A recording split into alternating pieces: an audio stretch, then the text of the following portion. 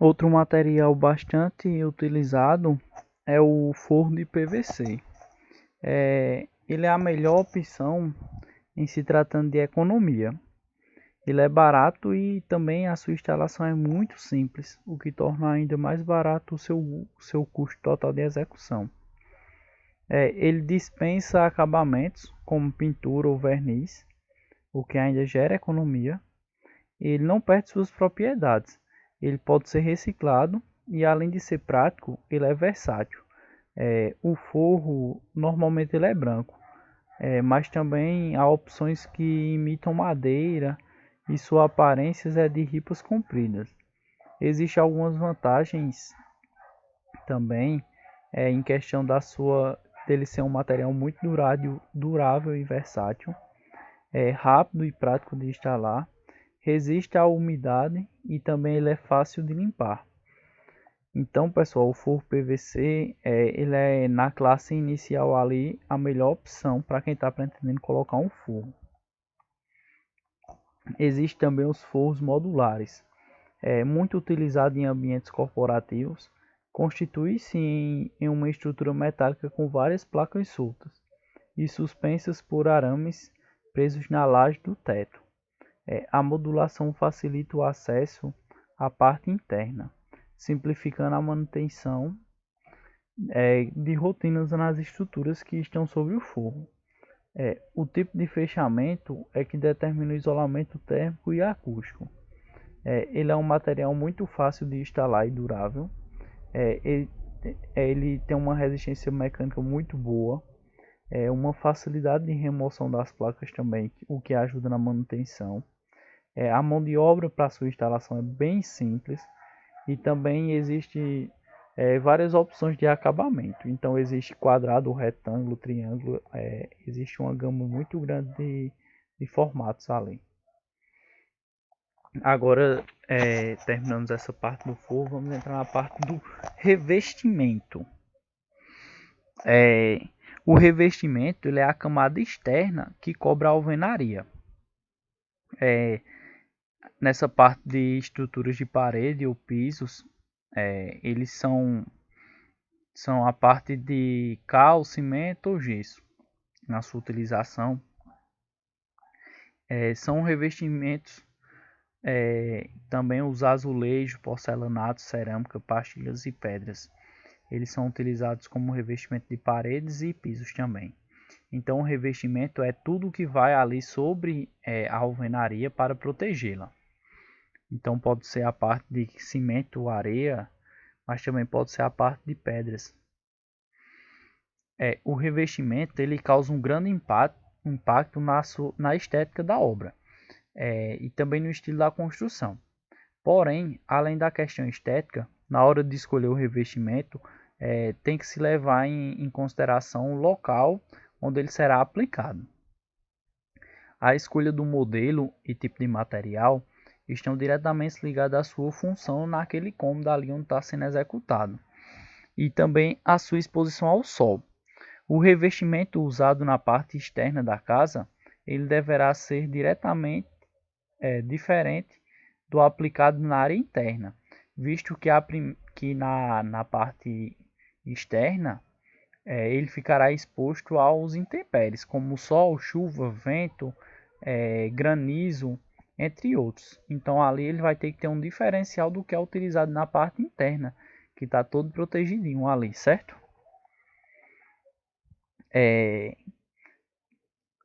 Quando se deseja assentar cerâmicas em uma parede, são necessários somente o chapisco e o embolso, sendo então chamada a camada única. Para outros casos, a diferença entre o reboco, o embolso e o chapisco é que são as camadas de argamassa de diferentes espessuras e finalidades, utilizadas para o revestimento de uma parede ou muro. Em linhas gerais, o chapisco é uma única camada que tem a finalidade de proporcionar maior aderência entre a alvenaria e o revestimento. O embolso é aplicado para regularizar a superfície do chapisco e o reboco é uma camada de acabamento. Então a gente tem duas formas, a camada única e a camada padrão, certo? Nos casos que existe a camada padrão, que é o reboco, o esboço e o chapisco, eles onde pode ser aplicado diretamente à pintura. São sobre essas três camadas, certo? Então ali vão ficar três camadas sobre a cerâmica, ou sobre a alvenaria cerâmica, o que vai constituir o revestimento. Mas também pode ser apenas o chapisco e o emboço e em seguida a cerâmica, o que vai constituir também três camadas ali a cerâmica. Como vimos, existe o chapisco, o emboço e o reboco para a camada de revestimento de paredes. Então a gente vai ver o que é inicialmente o chapisco. Ele é a parte da argamassa que faz contato direto com a alvenaria. Ele é a primeira camada de argamassa a ser aplicada e tem a função de criar uma superfície áspera, o bastante para que proporcione maior aderência à próxima camada, que é o emboço. Ele geralmente é preparado com cimento, areia grossa e água. Ele é feito num traço geralmente de 1:3, 1:4. A sua aparência é uma textura bem viscosa, com consistência fluida, facilitando a penetração da pasta ali na parte do tijolo, certo? Então ele tem que ser bem mole mesmo para entrar ali no tijolo e fazer a aderência. Se for necessário, pode utilizar alguns aditivos para melhorar a aderência do chapisco, o que vai fazer com que ele grude mais fácil, bem mais prático, sabe? Ele vai, assim que você jogar, ele vai colar. Eu acho que quem faz ou quem já viu alguém chapiscando uma parede, vê ali que às vezes joga e não prega nada. É porque falta aderência ali na massa, falta a cola. Existe o embolso, que é a segunda camada ali sobreposta ao chapisco. Após a aplicação do chapisco, segue-se para a regularização da superfície, com o objetivo de preparar a parede para o assentamento do revestimento cerâmico, ou então para a execução de reboco para posteriormente a pintura. Então, o embolso ali fica no intermédio. Ele pode ser utilizado tanto para a execução do material cerâmico ou então outros tipos de pedra, como também para o reboco, certo? O embolso ele é executado no traço de 1:2:8 ou 1:2:9, que é utilizado cimento, cal e areia grossa ou média, e a água. A cal é utilizada para fornecer à pasta maior flexibilidade, melhor aderência e melhor trabalhabilidade. Se for necessário mais de uma demão, deve-se esperar pelo menos 24 horas para a cura da camada executada e a aplicação da próxima. Então a gente já vê que na parte do embolso é colocado o cal para melhorar a flexibilidade do material, certo? Então, como não se quer algo grosseiro como o chapisco, o embolso ele é um material um pouco mais bem trabalhado. E por fim, o reboco é a última camada de argamassa a ser aplicada em um revestimento e ele que deixará a superfície plana e lisa para a realização do serviço de pintura. Para uma boa qualidade do reboco, recomenda-se normalmente um traço de 1:2:6 de cimento, cal, areia fina. Aditivos como, por exemplo, impermeabilizantes também podem ser utilizados, desde que sejam comprovados por meio de ensaios em laboratório, de acordo com os requisitos das normas técnicas. Então, o pessoal costuma colocar muita receita de bolo. Coloca cola branca, coloca não sei o que. Não é indicado a colocação desses materiais, tendo em vista que eles não são materiais já preparados para a utilização em rebocos. A utilização de materiais tem que ser bem trabalhada, tem que ser estudada, tem que ser materiais que já foram ensaiados em laboratório, que já são preparados para aquilo. Então existem diversos tipos de impermeabilizante no mercado hoje que já foram testados e aprovados para a utilização em reboco, certo, pessoal? Agora vamos ver algumas espessuras da argamassa. Para ambientes internos, a argamassa tem que estar ali de 5 milímetros, entre 5 e 20 milímetros. Já para ambientes externos, eles têm que estar entre 20 e 30 milímetros.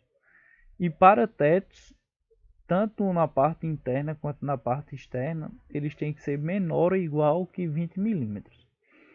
Para o revestimento de argamassa, devem ser respeitados esses limites de espessuras, garantindo um maior controle na qualidade da execução e menor custo com a compra de materiais e mão de obra.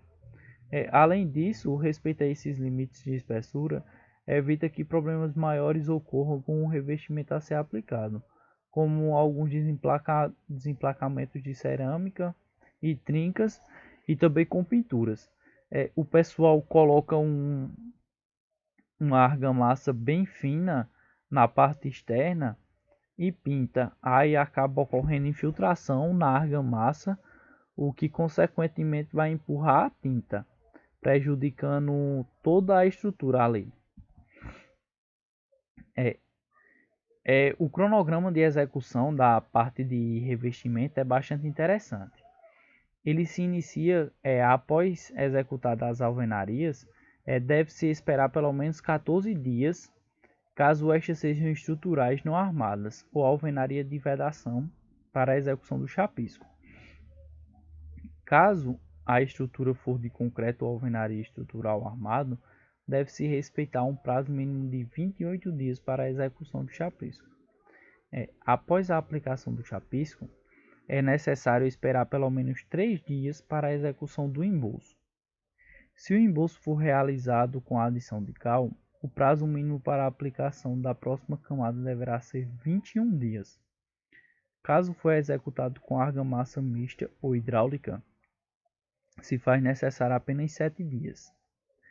O reboco deve ser então realizado e com o revestimento pronto, deve-se esperar pelo menos 21 dias para a execução completa das camadas e o posterior assentamento do revestimento, se necessário. Então a gente vê aí que existem prazos que são limitados para a sua trabalhabilidade.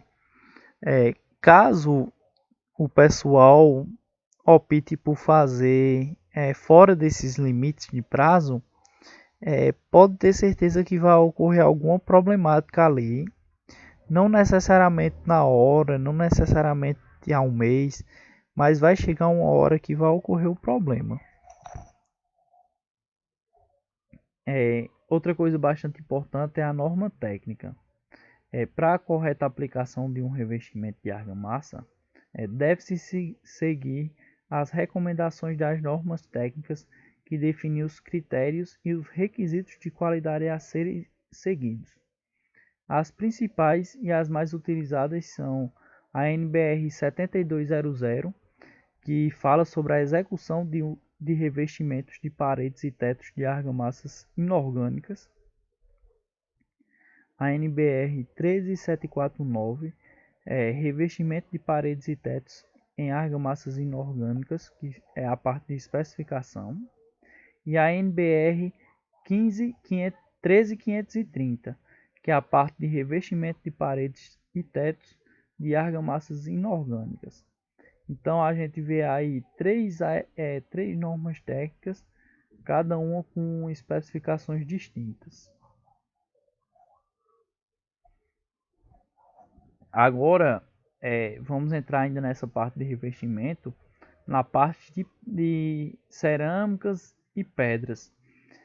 Já vimos a parte de argamassas, que é o reboco, o embolso e o chapisco, e vamos entrar na parte de pedras. Vamos iniciar com uma das principais, que é a parte de azulejos. Trata-se de um produto cerâmico que possui uma superfície lisa coberta por uma camada de esmalte. Eles podem ser encontrados em diferentes tamanhos, cores, acabamentos e desenhos. Um dos tamanhos comuns deles é 15 por 15, 30 por 30, 35 por 35, 60 por 60, 30 por 60, 40 por 90, 50 por 50, 45 por 45. Então existe uma gama de tamanhos aí que podem ser empregados na parte de azulejo. Algumas características bem importantes do azulejo é que ele é um material muito brilhante, por conta do seu esmalte de alto brilho. Ele também é acetinado, esmaltado, porém com brilho menos intenso. E existe também o estampado, que é o esmalto com diferentes desenhos e estampas. Então, o azulejo pode vir em um desses três tipos. Existe também as pastilhas. Comumente são confundidas com, com os azulejos por conta de tamanhos bem pequenos dos azulejos, porém eles têm suas diferenças bem distintas. Eles são materiais cerâmicos e se diferenciam dos azulejos por conta do tamanho, pois são bem menores.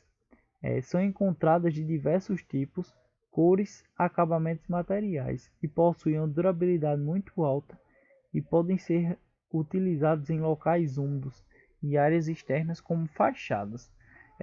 Eu acho que as pastilhas é muito mais utilizadas na parte de fachadas hoje em diversos prédios no Brasil. Existe também os porcelanato. É uma placa cerâmica fabricada em alta tecnologia de prensagem em elevadas temperaturas.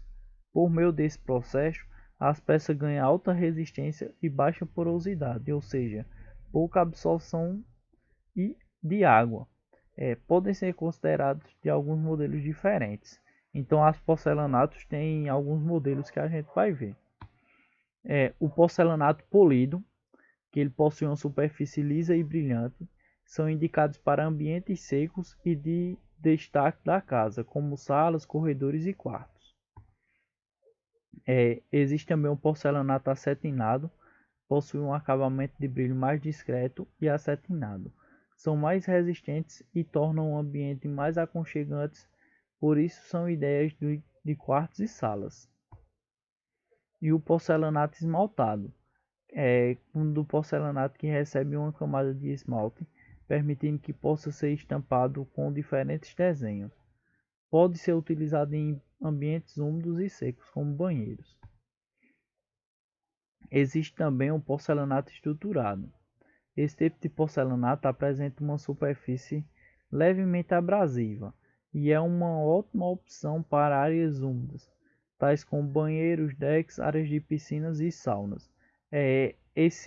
Essa tonalidade abrasiva dele é o que dá aquela falsa antiderrapante. Existe também um porcelanato natural. Esses porcelanatos não possuem acabamento e não são polidos e nem esmaltados. São mais resistentes e ásperos, indicados para áreas externas de residências e também para áreas comerciais. Então a gente vê que essa parte de porcelanato aí, ela vai ter uma gama de opções. Algumas que são utilizadas exclusivamente para ambientes externos, outras para ambientes externos, outras para áreas molhadas, outras com um acabamento melhor, outras mais ásperas. Então, quando chega nessa questão de revestimento por porcelanato, você vai ter uma gama muito grande ali de opções, o que facilita também a trabalhabilidade. Vai ter porcelanatos que vai ser mais complicado de pôr, vai ser menos de pôr, que tem que ter um cuidado a mais, um cuidado a menos. Então essa questão do porcelanato fica muito criterioso ali para quem está fazendo a obra.